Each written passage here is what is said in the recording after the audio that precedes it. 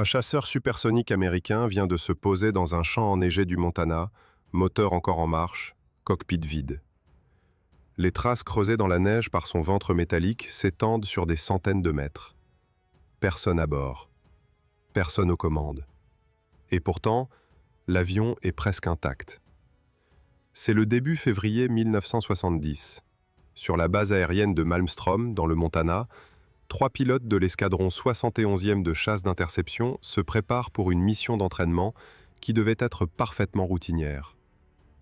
L'aspirant Tom Curtis, le major Jim Law et le premier lieutenant Gary Foust enfilent leurs combinaisons de vol, vérifient leurs équipements et marchent vers leurs appareils dans l'air glacé du matin. Dehors, les fuselages métalliques des convers F-106 Delta Dart brillent faiblement sous le ciel pâle, leurs silhouettes élancées presque effacées par le blanc immaculé qui recouvre tout autour de la base. Ces machines ne ressemblent à rien d'autre dans le ciel américain. Leur nez effilé comme une aiguille, leurs ailes en double delta rasant le sol, leur unique réacteur Pratt & Whitney J75 capable de cracher jusqu'à 24 500 livres de poussée en post-combustion. Pour les pilotes qui les connaissent, le F-106 n'est pas un avion ordinaire. C'est une promesse de vitesse absolue, un instrument taillé pour une seule mission, intercepter et détruire avant que l'ennemi n'atteigne sa cible. Les 3 hommes poussent les gaz sans hésiter. Les réacteurs rugissent, les postes-combustion s'enflamment, et en quelques secondes, les appareils quittent la piste, s'arrachant du sol avec une violence qui colle les pilotes à leur siège. La montée est brutale. En moins de 2 minutes, ils sont à plus de 10 000 mètres d'altitude, là où le ciel devient d'un bleu profond et où la température extérieure descend bien en dessous de zéro. Le sol du Montana disparaît sous une couverture de nuages. À cette altitude, les 3 F-106 sont dans leur élément naturel. L'exercice du jour est un scénario 2 contre 1, un classique de la chasse d'interception. Law et Foust jouent les attaquants, Curtis joue le défenseur. Les 2 formations s'écartent sur 20 miles de distance, puis se retournent face à face et foncent l'une vers l'autre à des vitesses approchant 1500 miles par heure. Quand les silhouettes ennemies apparaissent enfin dans le champ de vision, les réflexes prennent le dessus. Tout va trop vite pour réfléchir. Chaque virage, chaque piqué, chaque montée brusque est une décision prise en une fraction de seconde. Curtis attaque Foust en premier. Les 2 appareils plongent ensemble dans une vrille verticale en ciseaux roulants, une manœuvre où les 2 pilotes tentent de se placer derrière l'autre en spiralant autour d'un axe commun. C'est une danse mortelle à haute vitesse, et pendant quelques secondes, Curtis tient bon. Mais Foust sent que quelque chose ne va pas. Son appareil tourne trop fort. La vrille s'intensifie au lieu de se stabiliser, et les commandes ne répondent plus comme elles devraient. Il tire sur le manche, appuie sur les pédales de direction, mais le F-106 continue de descendre en spirale. L'altimètre dégringole à une vitesse effrayante. 35 000 pieds, 25 000, 18 000. La Terre remonte vers lui à une allure terrifiante. Par radio, la voix de Law explose dans son casque. « Éjecte ta voilure de freinage !» Foust s'exécute immédiatement. Dans des conditions normales, le parachute frein aurait pu suffire à ralentir la rotation et lui redonner le contrôle. Mais presque aussitôt, le parachute se prend dans l'empennage de l'appareil, s'enroule autour de la queue et se déchire. Il n'y a plus rien à faire pour sauver la machine. À 12 000 pieds, Foust prend la seule décision qui lui reste. Il jetisonne la verrière. L'air glacé s'engouffre dans le cockpit avec une force brutale. Une fraction de seconde plus tard, le siège éjectable Weber 00 se déclenche et Gary Foust est arraché de son appareil dans un rugissement de vent et de froid. Le choc est violent. Puis vient le claquement du parachute qui s'ouvre, le tirant brusquement vers le haut alors que le monde autour de lui se remet en place. Foust se retrouve suspendu dans le silence relatif du ciel du Montana, les yeux rivés sur son appareil qui continue de descendre sous lui. Et là, il voit quelque chose qui n'aurait jamais dû se produire. Le F-106, au lieu de continuer sa chute en vrille incontrôlée, commence lentement à se stabiliser. Ses ailes se mettent à l'horizontale. Sa trajectoire s'aplatit. Par radio, Law hurle à Foust ces mots qu'aucun pilote ne s'attend jamais à entendre. « Gary, tu ferais mieux de remonter à bord. » L'avion vole, sans pilote. seul. Et il descend, doucement, régulièrement, comme si quelqu'un aux commandes savait exactement ce qu'il faisait. Pour comprendre comment un tel appareil a pu se retrouver à voler seul au-dessus du Montana, il faut remonter à une époque où l'Amérique regardait le ciel avec une peur qu'elle n'avait jamais connue auparavant. Nous sommes au milieu des années 40. La Seconde Guerre mondiale vient de se terminer et les États-Unis, encore portés par l'euphorie de la victoire, commencent à réaliser que la menace suivante est déjà en train de se former. Non pas en Europe de l'Ouest, non pas dans le Pacifique, mais à l'Est, derrière le rideau de fer qui tombe sur le continent. L'Union soviétique, ancienne alliée de guerre, développe en secret une capacité de frappe nucléaire à longue portée. Et pour la délivrer jusqu'au sol américain, elle mise sur un appareil qui fait froid dans le dos dès que les services de renseignement américains en obtiennent les premières descriptions. Le Tupolev Tu-95. Un bombardier stratégique à turbopropulseur dont l'envergure dépasse la largeur d'un terrain de football américain, capable de décoller avec plus de 180 000 kg de masse totale et d'atteindre une vitesse de croisière approchant 925 km/h. Ce qui le rend particulièrement redoutable, c'est son autonomie. Les premières versions peuvent couvrir plus de 8000 km sans ravitaillement. Les versions ultérieures iront presque 2 fois plus loin, plaçant chaque grande ville américaine dans leur rayon d'action. Et l'appareil peut emporter des charges nucléaires, y compris des missiles de croisière à longue portée, dont la puissance explosive dépasse de loin celle des bombes larguées sur le Japon en 1945. Washington réagit avec urgence.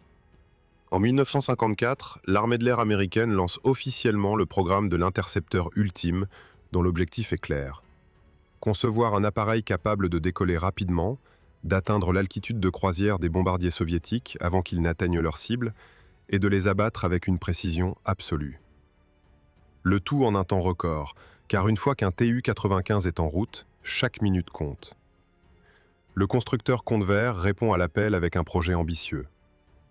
L'entreprise n'est pas inconnue dans le domaine des chasseurs à réaction, mais ce qu'elle propose cette fois dépasse tout ce qu'elle a fait jusqu'alors. Le concept repose sur une cellule légère à un seul pilote, un fuselage étroit, pensé pour minimiser la traînée, et surtout des ailes en delta, une configuration géométrique triangulaire qui offre une stabilité exceptionnelle aux vitesses supersoniques, tout en permettant de loger les systèmes BARM dans un volume réduit. Le premier prototype qui sort des ateliers de Convair s'appelle le F-102 Delta Dagger. Mais dès les premiers essais en soufflerie, les problèmes s'accumulent. La cellule manque de stabilité aérodynamique à haute vitesse. Le moteur initialement prévu, le Curtiss-Wright J67, accuse des retards de développement critiques, forçant les ingénieurs à monter un réacteur de remplacement moins puissant qui ne permet même pas d'atteindre la vitesse du son en palier. En 1953, lors des vols d'essai officiels, le F-102 échoue à franchir le mur du son de manière stable. Pour un programme censé produire le défenseur supersonique de l'Amérique, c'est un revers humiliant. Convair reçoit l'ordre de corriger le tir immédiatement. Les ingénieurs allongent le fuselage de plus de 3 mètres, affinent les entrées d'air et installent un moteur amélioré permettant enfin d'atteindre Mach 1,22. Le F-102 entre en service dans cette version corrigée, mais dès le départ, tout le monde sait qu'il ne s'agit que d'une solution temporaire. Ce que l'armée de l'air veut, c'est quelque chose de radicalement plus capable. Convair reçoit alors une seconde mission.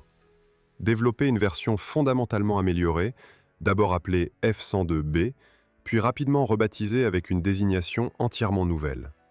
Ce sera le F-106 Delta Dart. La différence entre les deux appareils est immédiatement visible. Le Dart a un nez encore plus effilé, un fuselage légèrement plus fin et surtout un nouveau cœur mécanique qui change tout. Le réacteur Pratt & Whitney J75. Ce moteur révolutionne les performances de l'appareil grâce à 2 innovations majeures. La première est sa structure à flux axial, un principe où l'air est comprimé à travers une série d'étages de turbines disposées en ligne, ce qui améliore considérablement l'efficacité à haute altitude. La seconde est son compresseur à double corps, un système permettant à différentes parties du moteur de tourner à des vitesses différentes selon les conditions de vol, maintenant ainsi des performances optimales que ce soit au décollage, en montée ou en croisière supersonique. Résultat, le F-106 peut soutenir Mach 2 en palier au-dessus de 12 000 mètres d'altitude, atteindre son plafond opérationnel de plus de 17 000 mètres en quelques minutes seulement après le décollage et intercepter une cible avant même que ses occupants réalisent qu'un chasseur américain est en route vers eux. Un intercepteur supersonique ne vaut rien sans les armes capables de justifier sa vitesse. Et sur ce point, les ingénieurs de Convair n'ont pas fait les choses à moitié. Le F-106 Delta Dart n'est pas conçu pour s'approcher de sa cible et engager le combat à courte distance. Sa mission est d'éliminer la menace avant même que le pilote ennemi ne comprenne ce qui se passe. Pour cela, l'appareil dispose d'une soute interne, dissimulée dans le ventre du fuselage, qui peut accueillir jusqu'à 4 missiles RR Falcon. Ces engins guidés sont capables de couvrir plusieurs kilomètres en quelques secondes, neutralisant une cible avant que celle-ci ne soit même visible à l'œil nu depuis le cockpit du Dart. Mais le clou de l'arsenal du F-106 est une arme d'une nature radicalement différente. Il s'agit de la roquette nucléaire AIR-2 Genie, un projectile non guidé conçu non pas pour abattre un seul bombardier, mais pour anéantir une formation entière d'un seul coup. La Genie est équipée d'une ogive nucléaire de 1,5 kilotonnes et son principe est brutal dans sa simplicité. Elle est lancée en direction d'une formation ennemie dense et sa détonation dans les airs suffit à détruire ou à désactiver tous les appareils dans un rayon suffisamment large pour qu'aucun ne puisse poursuivre sa mission. Ce type d'arme illustre parfaitement la doctrine américaine de l'époque. Face à une attaque massive de bombardiers soviétiques volant en groupe serré, un seul tir bien placé pouvait suffire à effondrer toute une vague d'assaut. Pour les situations où un ennemi parviendrait malgré tout à s'approcher trop près pour que les missiles longue portée soient utilisables, les ingénieurs ont ajouté en cours de carrière un canon rotatif M61 Vulcan à 6 canons, capable de tirer jusqu'à 6000 obus par minute. C'est une arme de dernier recours sur un appareil qui n'a, en théorie, jamais besoin d'en arriver là. Mais sa présence témoigne d'une volonté de ne laisser aucune faille dans la capacité défensive du Dart. Pourtant, aussi impressionnant que soit cet arsenal, ce n'est pas lui qui distingue véritablement le F-106 de tous ses contemporains. Ce qui rend cet intercepteur unique dans l'histoire de l'aviation militaire américaine, c'est le système qui le contrôle depuis le sol. Son nom complet est Semi-Automatic Ground Environment, abrégé en SAGE, et au moment de son déploiement dans les années 50, il représente une rupture technologique sans précédent dans la gestion de la défense aérienne. Avant SAGE, la coordination des intercepteurs reposait sur des opérateurs humains qui recevaient des données radars imprimées sur papier, les analysaient manuellement et transmettaient leurs instructions par radio aux pilotes. Ce processus prenait du temps, beaucoup trop de temps, face à des bombardiers volant à près de 1000 km/h. SAGE change tout. Le système collecte en temps réel les données de l'ensemble des radars répartis sur le territoire américain et canadien, les traite automatiquement et affiche le résultat sur des écrans cathodiques que les opérateurs peuvent lire en un coup d'œil. La position de chaque appareil ennemi détecté, sa trajectoire, sa vitesse, son altitude estimée, tout est visible instantanément, sans le moindre délai de traitement manuel. Mais SAGE ne se contente pas d'informer, il agit. Une fois une menace identifiée, le système peut transmettre directement des instructions de navigation au F-106 via une liaison de données, guidant l'intercepteur vers sa cible sans que le pilote ait à intervenir sur les commandes. La trajectoire d'interception est calculée automatiquement pour optimiser l'angle d'attaque et maximiser les chances de neutralisation. À l'approche de la cible, SAGE peut même assister le lancement des missiles, en s'assurant que le tir intervient au moment précis où les probabilités de succès sont maximales. Selon les rapports de l'époque, pour certaines missions, le pilote du F-106 pouvait théoriquement s'installer dans son siège, croiser les bras et observer son appareil accomplir l'intégralité de sa mission d'interception sans toucher une seule commande. IBM, qui a joué un rôle central dans le développement du système, le décrit à l'époque comme l'avance la plus révolutionnaire jamais réalisée dans le domaine du traitement de données. Et ce n'est pas une exagération. Les ordinateurs qui font tourner SAGE sont parmi les plus puissants jamais construits à cette période. Chaque centre SAGE occupe un bâtiment entier de 4 étages, consomme des mégawatts d'électricité et emploie des centaines de techniciens pour maintenir son fonctionnement 24 heures sur 24. Ce mariage entre un intercepteur supersonique et un système de contrôle au sol semi-automatique crée quelque chose de nouveau dans l'histoire militaire. Un avion de combat qui peut remplir sa mission de manière quasi autonome, guidé par des machines, plutôt que par les seuls réflexes de son pilote. Mais cette autonomie a une limite absolue que ni les ingénieurs de Convair ni les concepteurs de Sage ne parviennent à franchir. Sage peut guider un F-106 vers une cible, déclencher ses armes et le ramener sur une trajectoire de retour. Ce qu'il ne peut pas faire, c'est poser l'appareil. L'atterrissage reste une opération qui exige la présence physique d'un pilote aux commandes. Et c'est précisément cette limite qui, en février 1970, va transformer un accident d'entraînement ordinaire en l'un des événements les plus stupéfiants de toute l'histoire de l'aviation américaine. Concevoir un intercepteur capable de voler à 2 fois la vitesse du son est une chose. Concevoir un système permettant à son pilote d'en sortir vivant à ces vitesses en est une autre, infiniment plus complexe.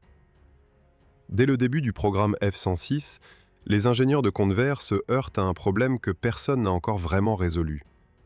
Comment éjecter un être humain d'un cockpit lorsque l'appareil fonce à plus de 1500 km/h sans que le souffle et les forces aérodynamiques ne le tuent instantanément?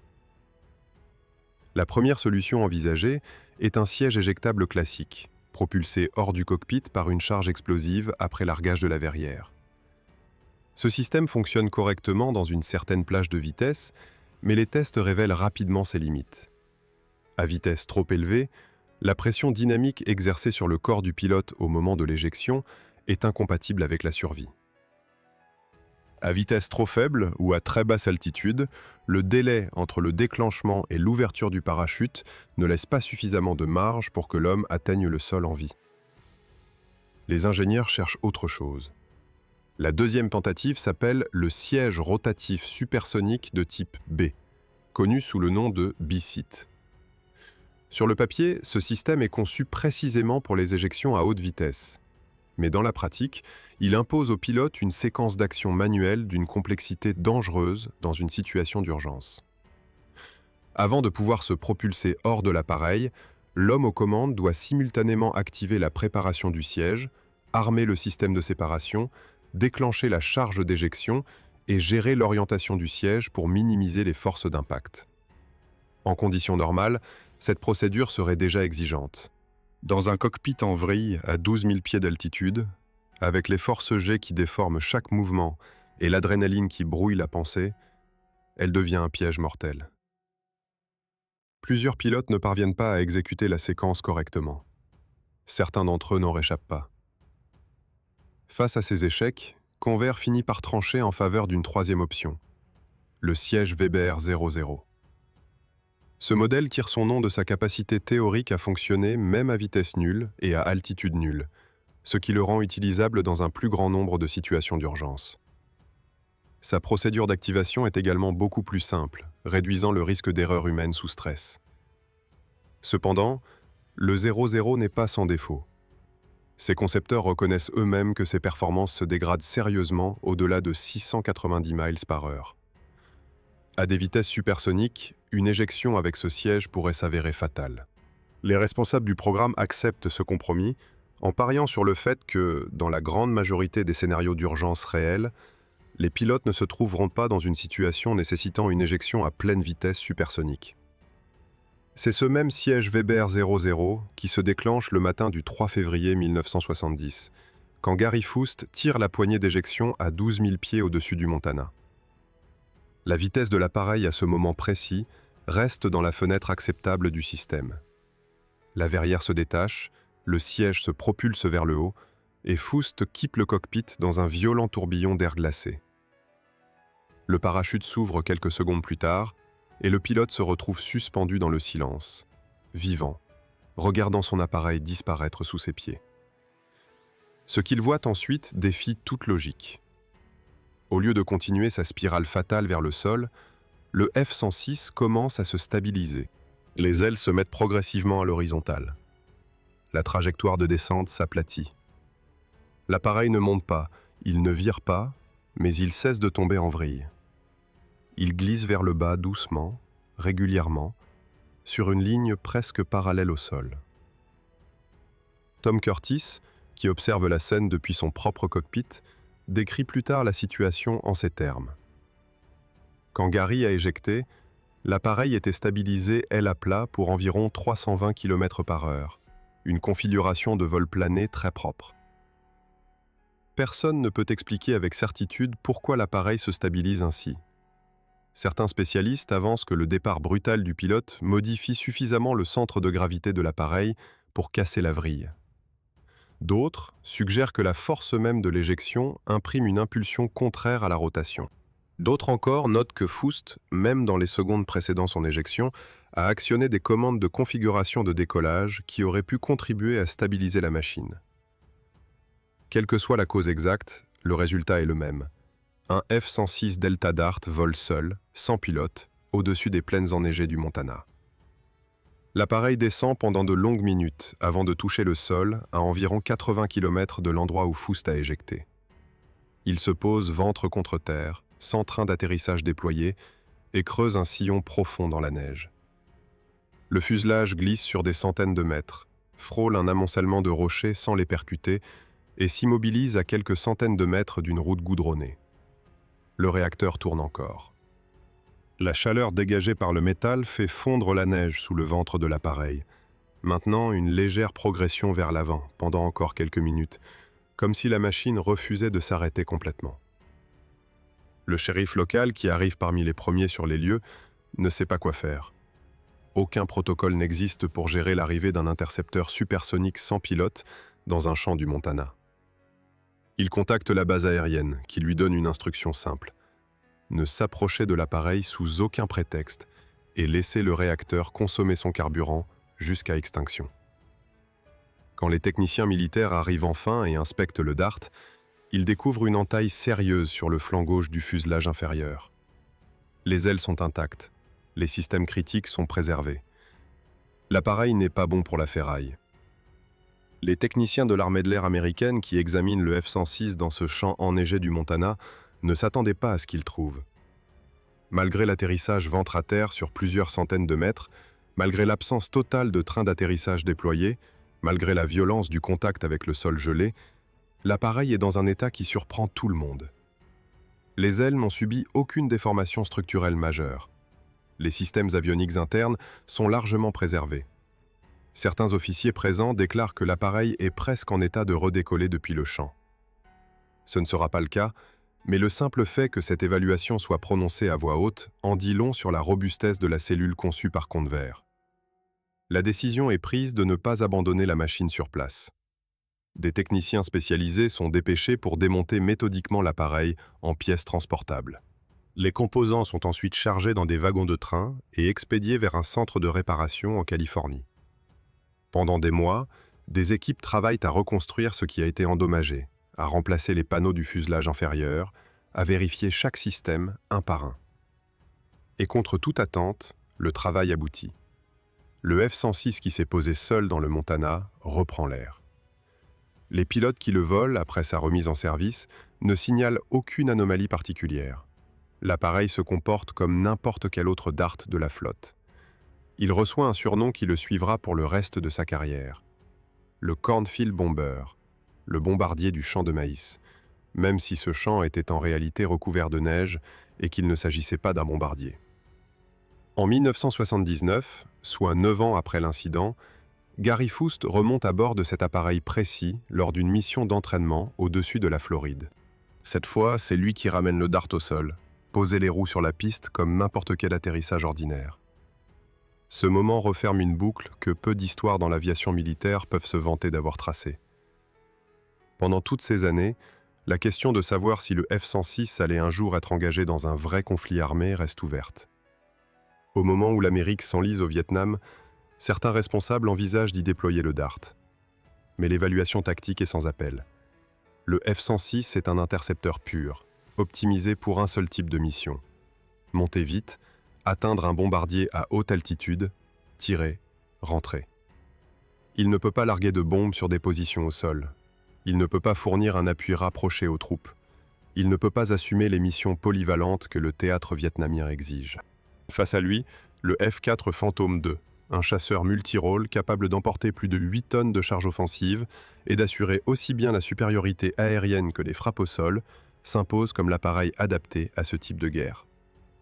Le Dart reste donc en arrière, gardien d'un ciel américain que personne ne viendra finalement attaquer. car c'est là que réside la vraie ironie de toute cette histoire. Le F-106 a été conçu pour répondre à une menace précise, des formations de bombardiers stratégiques soviétiques traversant l'Arctique pour frapper les villes américaines. Mais au moment même où le Dart atteint sa pleine maturité opérationnelle, l'Union soviétique change de stratégie. Plutôt que de miser uniquement sur des bombardiers interceptables, Moscou développe à marche forcée ses missiles balistiques intercontinentaux. Ces engins volent à plus de 20 fois la vitesse du son, suivent des trajectoires balistiques qui passent par les couches supérieures de l'atmosphère et ne peuvent être interceptés par aucun chasseur existant, quelle que soit sa vitesse. Le F-106, conçu pour protéger l'Amérique depuis les airs, se retrouve sans adversaire à sa mesure. La défense contre les missiles balistiques passe désormais par des systèmes sol-air et des calculs de trajectoire, pas par des pilotes dans des cockpits supersoniques. Malgré cela, le Dart continue de voler pendant des décennies, servant de plateforme d'entraînement pour des générations de pilotes de chasse américains. Même vieillissant, il conserve une agilité et une vitesse maximale qui lui permettent de tenir tête à des appareils plus récents lors de combats simulés. Quand vient finalement l'heure de le retirer du service actif dans les années 80, l'armée lui trouve une dernière mission, à la fois logique et presque poétique au regard de ce qui s'est passé au-dessus du Montana. Le F-106 est transformé en drone cible, sous la désignation QF-106A. Sans pilote à bord, il décolle, manœuvre et vole pendant que des équipages s'entraînent à le cibler avec leur système d'armes. Un appareil qui a survécu à un atterrissage sans pilote termine donc sa carrière en volant délibérément sans personne aux commandes. La NASA s'intéresse également à ces appareils en fin de vie. L'Agence spatiale américaine acquiert plusieurs F-106 pour des programmes de recherche supersoniques. L'un d'eux est délibérément envoyé voler à l'intérieur de cellules orageuses, dans le cadre d'une étude sur les impacts de la foudre sur les structures aéronautiques. Au cours de ces vols, cet appareil est frappé par la foudre plus de 700 fois, sans subir de dommages structurels majeurs. C'est une conclusion qui résume peut-être mieux que n'importe quel chiffre de performance ce que le F-106 représente vraiment. Une machine construite pour encaisser ce que peu d'autres auraient pu supporter, qu'il s'agisse d'un atterrissage sans pilote dans un champ du Montana ou de 700 éclairs en plein vol. Si cette histoire vous a tenu en haleine, l'équipe de Tactique Aérienne vous invite à laisser un commentaire pour nous dire ce que vous en avez pensé et à vous abonner à la chaîne pour ne manquer aucun des prochains récits. Un like prend 1 seconde et permet à ces histoires d'atteindre ceux qui méritent de les entendre.